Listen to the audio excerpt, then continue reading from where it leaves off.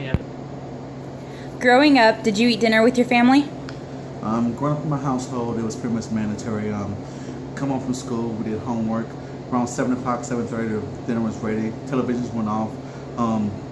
Any type of electronic device, Game Boys, whatever, were put away. My dad pretty much recommended or enforced that we all eat dinner together. How do you and your family collaborate on a daily basis? The main collaboration that I could tell in my family is just collaborating to get things done around the house, like housework.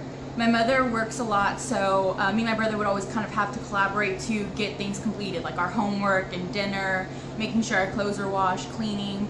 That sort of stuff I can see involves collaboration in really any type of family. All families kind of have to collaborate together to make things work. How has technology changed families? Well, for my family, it hasn't really changed it as much as it has just kind of like altered some things. Like before, we all had cell phones and everything. We used to have to actually go in and talk to each other in the room. But now, my dad and my sister used to like text each other like, "Hey, dinner's ready," or "Hey, where are you?" or some stuff like that. Now we also spend a lot more time on the computer. Like my dad spends a lot of time on Facebook and stuff like that.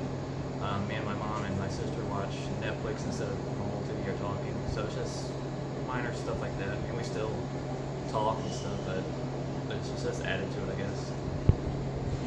How does technology affect collaboration in the family unit? To me, technology has affected collaboration with the family union by it makes people in the family like now want to talk to the family members at the dinner table, especially because they're so busy on their phone, and I'm a witness to that because I always do it, and my dad has to constantly tell me put the phone up, and stuff like that. So I've learned that don't bring the phone to the dinner table because it's rude and disrespectful. So in that aspect, yes, it's a major distraction to the family focus. You're supposed to talk about your day at the dinner table and eat, not be on the phone. At what age did you get your first cell phone? I believe I was in the 6th grade. I don't know. I was in the 6th grade when I got my first phone, a track phone, and it didn't have all the amenities that my cell phone I have now, an iPhone has. So I wasn't on it as much. It was just specifically for calling and texting. Now I have internet.